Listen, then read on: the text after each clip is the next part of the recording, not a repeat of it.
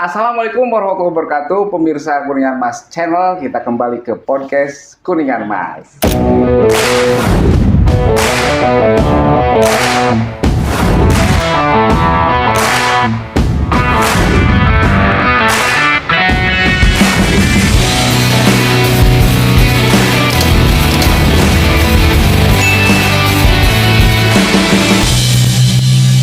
Tema berikutnya nih, Beb. Ya, Tema berikutnya kita kopi dulu.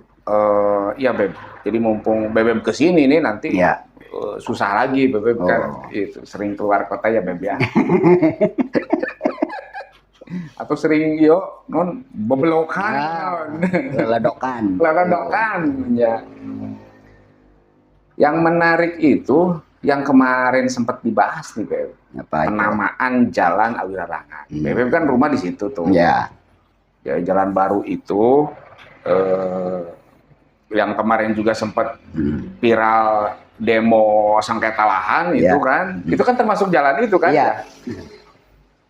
Itu kata Bebem itu mengusulkan penamaannya itu Bapak almarhum Haji Aang Hamid Suganda. ya. Itu kira-kira bisa dijelaskan alasannya seperti apa nih, Beb? Alasannya karena terus terang aja dengan gebragan Pak Haji Aang, Ya. Bupati Kuningan periode 2003-2013 kalau nggak salah ya. Dia melakukan terobosan-terobosan yang sangat hebat terhadap Kabupaten Kuningan, terhadap pembangunan Ya. khususnya ya dengan dobrakan Pak Haji Aang terkait dengan jalan baru di Awirarangan ini secara otomatis itu berimbas sangat baik sekali. Yang pertama itu meningkatnya perekonomian di ya. daerah situ yang tadinya kan itu kumuh gitu teh padat kan, dibuka. Ya. Terus sawah ke sebelah sananya gitu kan. Yang sekarang sangat hidup. Yang dulu di situ itu tanah hanya harga cuman 1 juta. 1 juta ya. Sebata sekarang sudah di atas 25 juta. Luar biasa, gitu kan. ya, Beb, ya. Yang sekarang tambah lagi berdiri tempat-tempat kuliner, tempat nongkrong anak muda, pegawai dan lain-lain yang kalau malam Sabtu, malam Minggu dan Minggu sore itu udah Awirarangan jalan baru itu udah Ya. macet dan penuh yang nongkrong-nongkrong. Jadi benar-benar Pak Aang ini sangat berjasa. Dan Taman Awirarangan pun tuh yang berdempetan di Rumah Bebem. itu sebenarnya kan rumah saya. Saya ingat sekali waktu saya lagi nongkrong di rumah, kok Pak Aang diem aja di gang, lagi ngapain? Saya nanya, Pak lagi ngapain? Enggak, saya nanyain, imah us Pak, dibeli ku saya. Kenapa dibeli Pak? Imah hiji-hijina, ente saya dibeli sapotong weh sana. Karena posisi di situ itu memang tikungannya L banget tadinya, L banget. Jadi sama Pak Aang dibeli sebelah, langsung dibuletin gitu. Jadi akhirnya kan ngebuka, gitu kan. Dan di situ yang ngebuka jalan pas pintunya itu namanya Pak rumah siapa itu lupa lagi lah. Itu pas jembatan kan. Nah di situ langsung dengan dibukanya jalan Awirarangan ya alhamdulillah. Sekarang Kuningan ya sangat hebat lah, alhamdulillah berkat Pak Aang. Jadi di sini saya dulu juga pernah ada masukan-masukan daripada tokoh dan sesepuh di Awirarangan bertanya-tanya waktu masih ada Pak Aangnya gitu kan. Pak ini kalau mau ya jalan Bares ngaran Pak Aang kan ngomongnya udah kayak gitu kan. Mau aing lagi hirup keneh kan. Kayak biasanya kan yang namanya nama jalan itu biasanya kan nama-nama orang yang sudah meninggal. Ya, kebetulan sekarang kan beliau sudah meninggal gitu kan. Memang kita tahu, saya tahu benar terkait sejarah ngebuka jalan di sana yang benar-benar kondusif, tidak ada kisruh apa-apa dan sangat bermanfaat ya. Sebagai penghargaan, mengingat karena beliau ini sudah dianggap sama saya itu orang tua banget gitu kan. Yang benar-benar peduli kepada warga Awirarangan dan masyarakat Kabupaten Kuningan terhadap terobosan-terobosan yang dikenal dengan Bupati Hotmik sampai ke pelosok-pelosok desa itu di Hotmik gitu kan. Kenapa tidak gitu kan, ini mah usulan. Karena yang berhak untuk memberikan nama itu kan Bupati gitu kan. Bupati? Di aturannya Bupati. Cuman atas dasar usulan. Usulannya siapa yang boleh mengusulkan? Yang mengusulkan ya perorangan, ya saya boleh, lembaga boleh, sesepuh boleh, semuanya boleh. Nah kemarin saya ngobrol dengan Pansus, semua anggota Pansus setuju dengan pemberian nama Haji Aang Hamid Suganda di Jalan Awirarangan. Saya ngobrol dengan ketua dewan setuju, ngobrol dengan yang lain tuh setuju, gitu kan. Dengan tokoh-tokoh yang ada di Kabupaten Kuningan sangat mendukung. Kenapa? Ya itu bentuk penghormatan. Memang beliau-beliau dan yang lainnya tahu. Yang ngebodobrak jalan baru daerah dia tahu. Itu panjangnya teh berapa kilo? 1 kilo 1,2 apa 1,5 itu kalau Oh, 1,5 kilo ya, kita kurang lebih lah. Nggak terlalu panjang sebetulnya. Ya, nggak terlalu panjang gitu kan. Yang pas kebetulan kan tembusnya ke Jalan Widu Sengkahan tuh Cut Nyadin. Ya kalau ke sebelah selatan itu udah rumahnya Pak Aang. Itu kan ke Widu Haji. Berarti nanti namanya tuh sampai tembus? Enggak, sampai ujung aja, sampai Jalan Cut Nyadin. Baru aja. Iya, jalan baru aja gitu. Karena itu kan jasa Pak Aang juga gitu kan. Jalan Awirarangan. Iya, Jalan Awirarangan itu betul-betul. Enggak, maksudnya yang kecilnya yang dari rumah Bebek sampai ke Jalan Sudirman itu? Enggak, itu mah Jalan Eyang Weri tetap. Dari Yamsik sampai ke jalan apa namanya? Ke Serang itu tetap.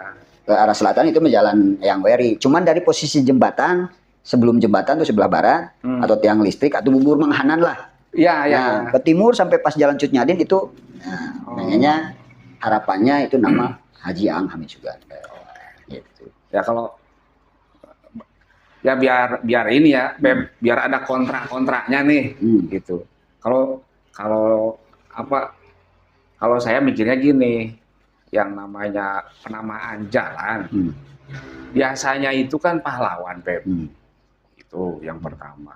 Kayak kemarin jalan baru namanya itu Jalan Eyang Hasan Maulana. Bukan jalan. Nah, karena itu memang gabungan ya. Ada jasa Pak Aangnya, ada jasa almarhum Ibu Uce-nya, dan ada jasa juga Pak Acep-nya.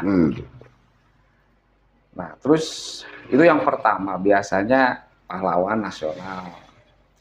Terus yang kedua, saya kan pernah kantor Kuningan Mas kan pernah di situ, Beb. Di mana? Di Awirarangan. Oh iya, yang di Jalan Baru yang sebelum Covid itu kan. Iya. Nah, yang saya rasakan waktu itu jalan tuh kan berlubang tuh, Beb. Jadi barolong, udah jelek lah, gitu ya, jelek. Bahkan kita sering ngeberitain gitu kan, biar ada perhatian dari pemerintah. Dan waktu itu investasi belum terlalu banyak. Waktu itu masih sepi, karena mungkin faktor jalan juga yang masih bolong-bolong gitu ya, Beb ya. Tapi setelah itu, waktu itu zaman Bupati Pak Acep melakukan perbaikan jalan sampai mulus, Beb. Sehingga tumbuhlah perekonomian di sana. Jadi ada jasa Pak Acep juga ternyata. Nanti dari keluarga Pak Acep bakal ngiri enggak gitu kan? Perkara usulan nama itu kalau di Perda itu di pasal berapa itu nggak salah, itu boleh memberikan nama yang pertama itu tokoh daerah. Tokoh daerah. Kalau bahasa orang Awirarangan nggak boleh, gitu kan? Bahasa Awirarangan? Enggak, maksudnya tokoh di orang Awirarangan juga boleh, gitu kan? Ketokohan bicaranya. Nama budaya di situ juga boleh, kayak model Cipari kan apa sih? Kan Cipari di situ, cuma ada satu Cipari, gitu kan? Kita juga di Awirarangan. Ada istilah namanya Eyang Weri, karena memang dulu ada yang namanya Rama Eyang, diam di Awirarangan. Nggak mesti pahlawan. Nggak perlu pahlawan nasional. Boleh tokoh daerah setempat secara lokal, tokoh kabupaten, tingkat provinsi, dan tokoh nasional. Nah, terkait Eyang Hasan Maulani, itu emang tokoh nasional. Sesepuh, tokoh agama dan lain-lain yang udah kita tidak asing lagi. Beliau memang tokoh gitu kan, yang mana di situ jalan yang posisi jalannya emang itu statusnya jalan nasional, ya kan? Jadi ya bisa jadi katakan pas juga yang Hasan Maulani ditempatkan di Jalan Baru yang kemarin diresmikan oleh Pak Bupati. Nah, terkait di Awirarangan kenapa Pak Haji Aang? Karena saya berbicara dulu masyarakat tahu sejarah yang ngebuka dan yang membebaskan lahan terhadap tanah di Awirangan yang tadinya tanah harga sekian, sekarang kan banyak yang kaya tuh. Iya. Gara-gara pembebasan lahan yang ganti untung lah, nggak ada istilah ganti rugi kan? Ganti untung. Yang posisi ngedobrak dengan anggaran dari pusat. Itu 2 tahap. Itu 2 tahap dari pusat itu. Nah, pas di akhir dibantulah Pak Acep itu nggak lepas komunikasi dengan saya terkait perbaikan jalan. Itu menggunakan anggaran provinsi gitu. Ya. Memang atas usulan kita komunikasi, Pak, atau itu jalan alus-alus di Barolong. Ya. Duit Naji. Ya udah tukan anggaran mah biasa di mana wae, Pak. Ya kan kemarin ke APBN. Ya kenapa nggak bisa ke sana? Kalau nggak bisa ke sana ya coba ke provinsi. Ya, akhirnya alhamdulillah kan turun untuk perbaikan yang kemarin kata Pak tadi apa yang disampaikan Pak Deden, Barolong. Karena itu yang Barolong itu tahap 1 dan tahap 2 yang anggarannya dari pusat. Dibereskan sama Pak Acep dirapi-rapi itu menggunakan anggaran provinsi. Iya. Iya. Jadi nggak masalah ya, Ya perkara itu kan nggak masalah. Jadi kembali lagi ke beliau yang punya kebijakan Pak Bupati ya. Terkait usulan nama kira-kira pantasnya siapa itu kewenangan kan di beliau. Cuman dasarnya apa? Usulan. Ini dengan memberikan nama yang Hasan Maulani bukan semata-mata keinginan Pak Bupati. Pasti ada yang meminta, yang mengusulkan gitu. Iya. Nah sekarang saya nih pengen mengusulkan. Nah beliau Pak Ang ini udah tokoh kabupaten, tokoh provinsi yang malahan sudah terkenal di tingkat nasional kan. Beliau itu pengusaha hebat gitu kan. Terobosannya banyak di Kabupaten Kuningan. Nah, ya kenapa tidak saya sebagai warga Awirangan memberikan penghargaan ke beliau, memberikan nama jalan baru Awirangan ini ya Jalan Haji Anam sudah gitu.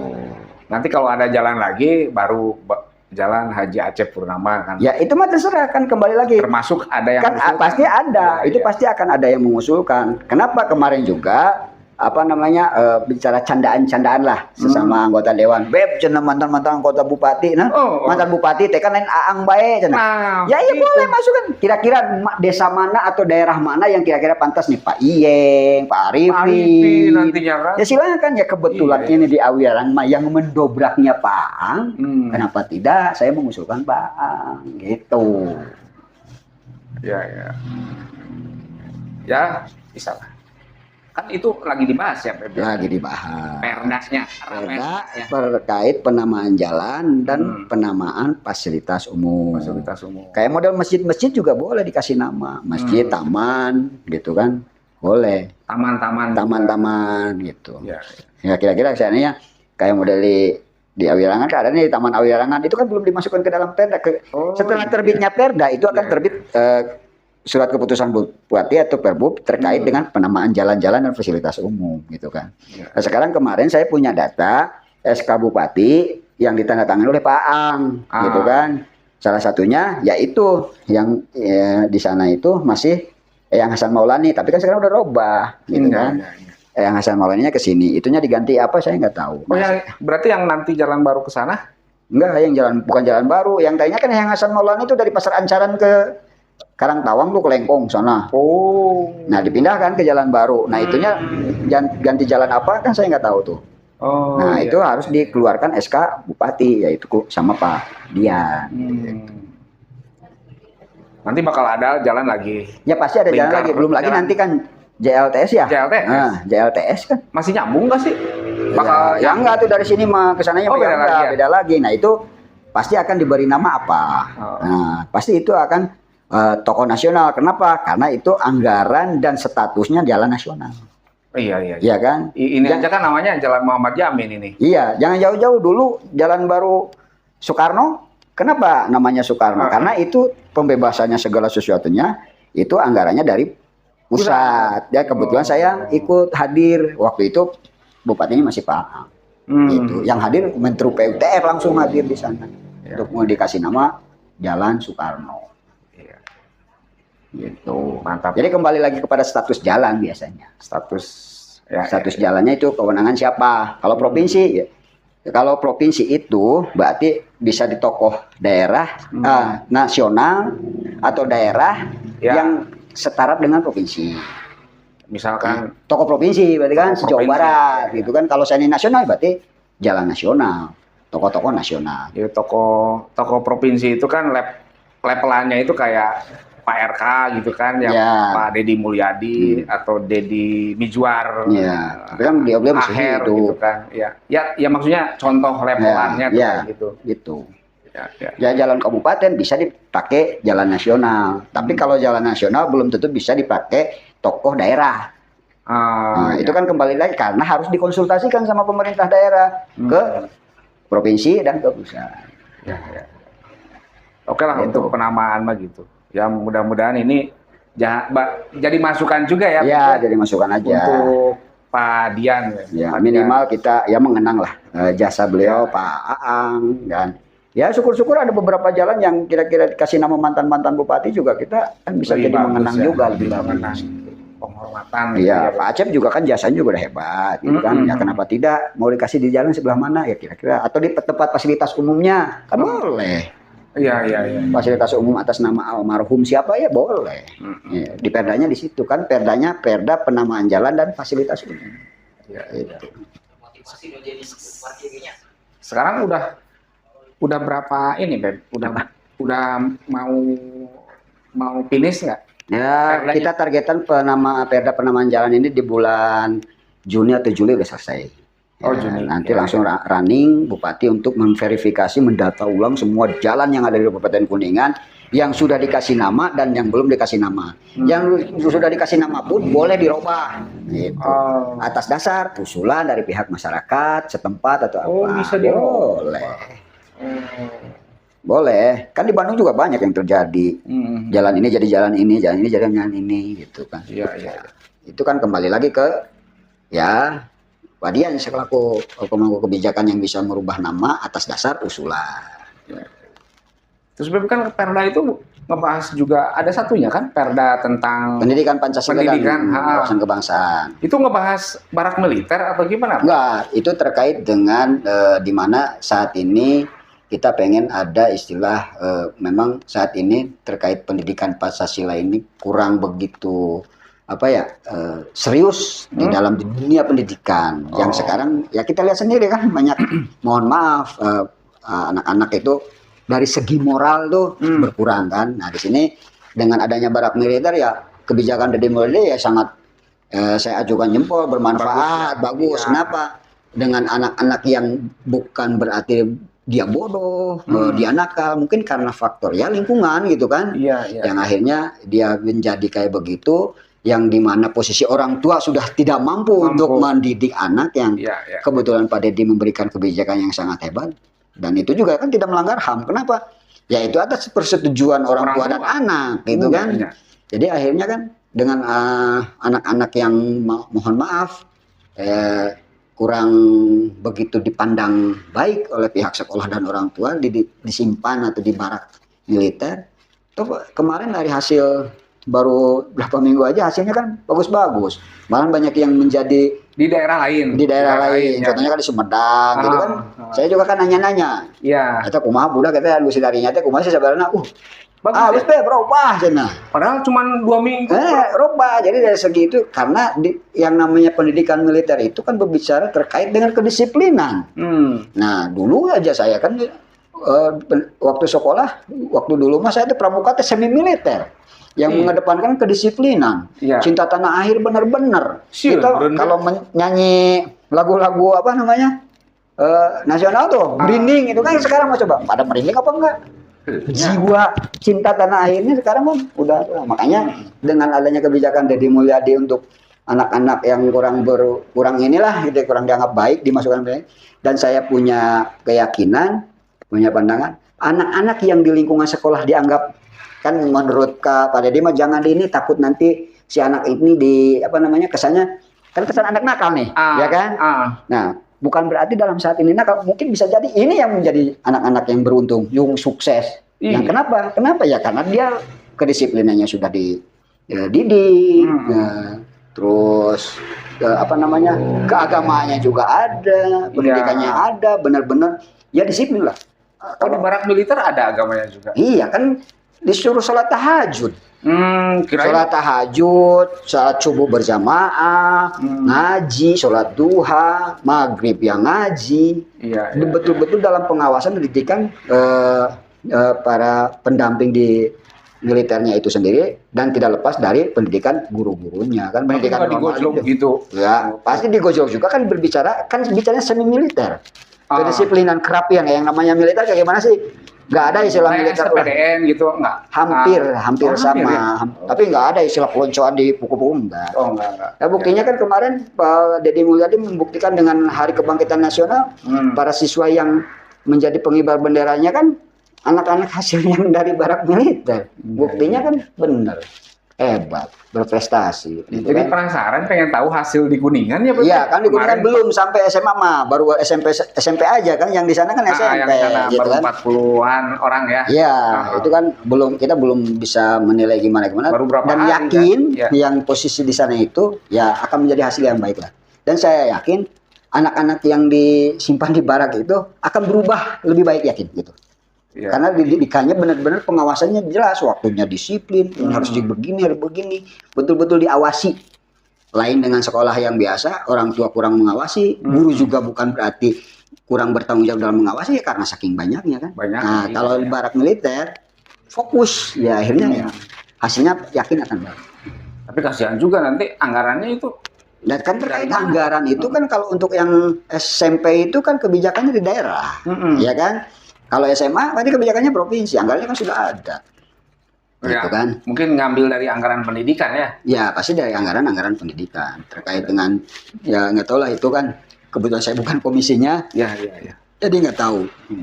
Ya, yang jelas mah, kaitan sama Raperda yang lagi dibahas, memang nyambung gitu. Nyambung kan? Karena di situ ada terkait dengan tugas daripada untuk pendidikan Pancasila ini harus dimasukkan ke lembaga vertikal. Ya salah satu lembaga vertikal kan TNI, lembaga vertikal. Iya, gitu kan. Ya, udah yakin TNI mah udah jelas. Pendidikan Pancasila terkait NKRI pasti itu diterapkan di para siswa yang masuk dalam barak militer. Tapi kalau saya mah setuju juga nih, kalau misalkan bukan hanya siswa tuh, Beb, yang di barak militer tuh. Apa? Guru juga gitu kan. Atau anggota dewan juga yang males nggak rajin ngantor gitu. Ya kan berarti tinggal diatur regulasi. Kalau misalnya regulasinya ada, terus kebijakan di atasnya mampu, penguasanya kan, kalau Kang Deddy kan berani. Kalau seandainya ini kita DPRD, di atasnya siapa sih? Apanya? Ya di atasnya kita siapa? Kalau seandainya gubernur ini Pak Deddy-nya berani enggak nih kalau seandainya anggota dewan yang begini-begini masukin ke barak militer gitu kan? Itu kan kembali lagi kepada kebijakan. Yang sekarang lagi rame anggota dewan yang kaitan sama itu kan ya. Kalau perkara itu di luar, yang diduga kayak begitu, udah aja barak militer, nggak usah BK-BK-an lah gitu kan. Ya, itu mah lain lagi lah itu mah. Lain lagi. Ya, di luar tema kita bicara saat ini ya. Jadi jangan bicara-bicara yang itu. Jadi intinya ada degradasi moral gitu ya. Ya, terkait pendidikan Pancasila. Di mana kita kepentingan kearifan lokalnya berharap di tingkat Kabupaten Kuningan ini ada tambahan jam belajar terkait dengan pendidikan Pancasila dan wawasan kebangsaan untuk peningkatan kita dalam pengamalan berpeliharaan sehari-hari itu, ya berpedoman terhadap Pancasila dan Al-Quran dan Pancasila. Al-Quran dan Pancasila. Terus saking cintanya terhadap makin cinta terhadap NKRI, terus wawasan kebangsaan, itu aja sih. Ya. Itu kalau barak militer penamaan. Udah dibahas semua ya, betul ya? Udah semua. Kan terkait barak militer, ya terkesan saya juga jadi kangen. Ya. Dulu waktu Pramuka jadi Bantara, ya kan tidak lepas Bantara, dengan... Beb? Iya. Tidak lepas dengan... Biasa nama kan jagung gede, Beb. Iya, Bantara kan dulu mah katanya nggak lihat, yang penting wani, dae. Dan dulu mah kan di Pancasila kayak model Bantara kayak gitu kan, semi militer, ada orang TNI yang ikut untuk mendidik kita, gitu kan. Ya sekarang kan jangan jauh-jauh, guru takut sama murid, bukan murid takut sama guru. Iya kan, sekarang mah kan kayak gitu. Guru mau bertindak tegas, keras tuh, ya akhirnya larinya gurunya yang dilaporkan. Ya gitu ya, tindakan Pak Gubernur pada dia hebat itu. Nah alhamdulillahnya. Bagusnya lagi itu disetujui sama orang tua dan disetujui sama anaknya. Memang terobosan Pak Deddy Mulyadi KDM gitu kan ya. Bagus-bagus sih. Ya, mudah-mudahan akan menjadi Jabar Istimewa katanya ya. Jabar Istimewa. Iya. Jadi akronimnya terkenal tuh memang. KDM. Kang Deddy Mulyadi. Kang Duda Merana. Kang Duda Merana. Tuh, ada yang bilang lagi Kuningan darurat maling katanya gitu kan. Kang Dian Melesat. Kang Dian Melesat. Apanya? Iya kan Melesat. Kan itunya, jargonnya kan Kuningan Melesat. Oh iya, jargonnya ya. Iya, jargonnya gitu. Kang Dian Melesat. Udah 100 hari ya sekarang ya? Nggak tahu tuh. Sampai kapan 100 harinya? Kalau kemarin dilantik Februari, akhir. Maret, April, Mei. Iya, Mei kan. Ya udah berarti awal Juni udah 100 berarti ya. Maret, April, Mei. Mei-nya kan berarti di akhir. Belum berarti ya? Iya, belum. Belum. Belum. Tapi kan saya yakin kemarin juga kan katanya informasi turun tuh. Apanya? Program-program dari pusat yang pertanian apa tuh? Oh iya. Traktor turun kan udah hebat. Terus turun lagi terkait dengan anggaran untuk pemeliharaan jalan yang disampaikan 19 miliar atau berapa tuh untuk perbaikan jalan. Itu kan berarti mencapai ke program beliau 100 hari kerja. Ya kita tunggu aja realisasinya. Alat pertanian untuk perbaikan jalan yang saat ini 200 km dalam posisi rusak. Membutuhkan ya kalau ya sekitar di atas 20 miliar mah. Iya. Untuk perbaikan 200 km itu. Ya mudah-mudahan dengan angka 19 miliar, PR yang di atas 200 km itu terselesaikan. Anggaran dari pusat. Lobbynya bagus lah ke atas. Ya kalau berbicara lobby saya yakin lah Pak Dian itu. Senior saya kan. Senior. Mantan ketua KNPI. Mantan ketua KNPI sebelum BBM. Pak Dian, saya. Sekarang beliau ketua Korps alumni KNPI. Saya sekretarisnya. Iya. Oh sekretaris Korps? Iya, sekretaris Korps alumni KNPI. Ketuanya Pak Dian selaku bupati. Oh, tapi sebelum Pak Dian itu kalau nggak salah ada Parana tuh ketua KNPI. Dewan Penasehat Korps. Oh, jadi lebih tinggi dari Pak Dian ya. Jadi kita komunikasi terkait untuk kepentingan Kabupaten Kuningan tidak lepas. Sesama alumni-alumni, pengurus ke KNPI kita kompak gimana caranya Kabupaten Kuningan ke depan lebih baik. Lebih baik. Semakin melesat. Karena jargonnya melesat. Ya. Jadi kalau melihat sosok Parana, Pak Dian, Bebeb ya. Itu sejajar tuh Beb. Iya, beliau ini kemarin Pak Dian waktu ke rumah saya menghadiri pidato halal bihalal keluarga besar, dia menyatakan diri sebagai anggota PCP. Persatuan Cokor Pondok. Kata saya jangan anggota. Beb, kata saya itu udah beliau karena bupati ketua pembina. Ketuanya PCP. Pasti banyak yang gabung ya. Iya. Kalau bupati gabung ya. Parana PCP gitu kan. Iya. Bagus lah. Ya memang posisi degradasi kepemimpinan KNPI di zaman Parana, Pak Dian ke saya itu turun. Menurun dari tinggi badan. Iya, menurun. Kalau prestasi mah naik. Tinggi badan sama hebat lah. Pokoknya mantan ketua, pengurus KNPI, insya Allah hebat-hebat. Amin. Sekretaris saya, Asep Fauzi kan mantan ketua KNPI. Pak Aspa. Oh, bagus tuh Pak Aspa. Iya kan. Sekarang kan meskipun ini tetap kritis, gitu kan. Iya. Meskipun kemarin kan sama Pak Dian aja kan. Iya. Sekarang kritis. Parana sekarang ketua paguyuban Pasudang. Ketua fraksi PDI. Engko sekretarisnya Pak Dian jadi sekretarisnya paguyuban. Pak Denny bendaharanya Pak Dian menjadi sekwan. Oh, bendahara Korps. Enggak, bendahara KNP waktu zaman Pak Diannya. Pak Dian ketua itu bendaharanya kan Pak Denny. Iya. Saya ketua ya jadi dewan. Pak Aspa jadi ketua KPU. Bendahara saya Amuy jadi kepala sekolah. Iya kan. Oh, Amuy ya bendaharanya. Ya alhamdulillah jebolan-jebolan KNPI pada sukses. Luar biasa ya. Karena kita bersatu kompak. Saling membantu dan merata. Tujuannya gimana caranya sama-sama bersinergi untuk mencapai Kuningan lebih baik. Yang saat ini Kuningan yang sedang tidak baik-baik saja. Iya, kasihan juga sih. Jadi ya kita harus kompak lah, bersinergi antara eksekutif, legislatif dan masyarakat. Gimana caranya Kuningan ke depan lebih baik. Iya. Jadi itu aja sih.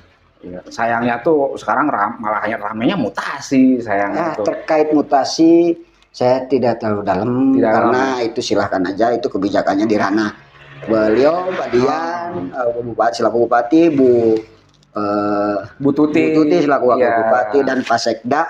Pak Sekdanya kosong ya sekarang tuh. Pak PJ katanya habis. Iya katanya habis, nggak tahu lah. Masa nggak diisi? Iya kan pasti diperpanjang mungkin. SK-nya habis gitu kan. PLH. Nggak tahu makanya. Jadi intinya itu mah terkait mutasi masih silahkan lah. Kewenangannya ada di Bupati atau Baperjakat yang sudah dibentuk sama Bupati. Tapi yakin lah pasti banyak intervensi kan ya Beb ya. Ya kalau perkara kayak gitu yang namanya kayak gitu mencari kepentingan pasti ada intervensi. Itu mah silahkan saja. Saya nggak terlalu ikut campur dalam lah. Karena Komisi 3 kan. Ya, karena Komisi 3. Saya mah fokusnya gimana caranya pembangunan Kuningan ke depan semakin baik. Yang saat ini ya karena cuaca yang sangat ekstrim ya bencana di mana-mana. Bencana intinya sih longsor-longsor aja karena Kuningan ya tidak lepas dari longsor lah karena kultur tanahnya yang tebing, tanah-tanah yang gembur. Ya. Dan saat ini udah 170 titik longsor di Kuningan. Tapi kenapa yang viralnya Anika? Iya, kenapa ya? Nggak tahu ya. Udah intinya gitu aja sih. Ya itulah. Itu mungkin Beb. Ya. Atur nuhun nih Beb. Sama-sama Pak Deden. Saya yang atur nuhun sudah diundang untuk podcast. Ya saya mohon maaf nih udah dipanggil-panggil lama gitu. Karena cuma saya tuh podcast temanya apa gitu kan apa. Iya, banyak sih kalau waktu kemarin mah pengen podcast yang itu sengketa lahan Wilarangan tuh Beb. Dan saya juga itu bukan ranahnya juga karena sudah komisi ingkrah. Saya itu komisi 1 dan posisi udah ingkrah. Ya prinsipnya sih saya kemarin dari hasil audien ya itu mah kembali lagi dari pengadilan negerinya juga kan. Iya. Itu udah ingkrah, udah susah, udah posisi itu kan. Jadi itu mah tinggal mediasi aja antara pemenang lelang dengan yang melakukan kreditnya itu. Iya. Toh itu masih saudara gitu. Iya, saudara tapi ya saudara. Ya saudara, itu malah silahkan saja. Ya berharap ada titik temu yang saling menguntungkan, bukan saling merugikan. Ya. Tapi sayangnya tuh Gubernur Dedi pernah menjanjikan itu Beb. Untuk pengacara ya? Ya itu kan nanti nggak ada ya, mungkin nggak ada follow up dari sininya mungkin. Dari sininya nggak ada. Tapi biasanya kan Pak Dedi itu gercep gitu kan, gercep. Ya nggak tahu. Palba ini, ya ini kan udah ingkrah sih ya posisinya ya. Tinggal posisi ya kembali lagi. Ya sekarang kan masih dalam tahap mediasi antara pimpinan dewan, gitu kan, dengan para pihak yang terkait, sama pengadilan, sama ya, polisi dan lain-lain. Ya mudah-mudahan ada titik temu lah. Saya yakin itu ada titik temu. Amin. Kalau seandainya kalau udah sakit kan mungkin udah diusir, tapi kan nggak sampai saat ini. Ya kan berarti pasti ada titik karena demo Beb. Ya, kan? Kalau nggak ada demo mungkin udah terusir Beb. Ya saya yakin lah. Yang membelinya juga, yang pemenang lelang juga akan bijak juga, yakin lah. Kan sama saudara lah. Akan mengedepankan dari sisi kemanusiaan. Iya. Aku yakin itulah. Kita tabayun aja lah. Ya mudah-mudahan Dewan bisa memediasi itu ya. Iya. Ya, lagi di mediasi kan mediasi, itu udah urusan pimpinan Dewan untuk memediasi. Hasil kesepakatan mediasi audiens kemarin itu untuk yang melakukan mediasi itu pimpinan Dewan, pengadilan gitu kan. Ya. Terus pihak perusahaannya juga, terus sama aparat kepolisian. Ya. Terima kasih nih atensinya. Kita lanjut lagi nanti di podcast berikutnya. Wassalamualaikum warahmatullahi wabarakatuh. Waalaikumsalam. Thank you, Beb. Sami-sami.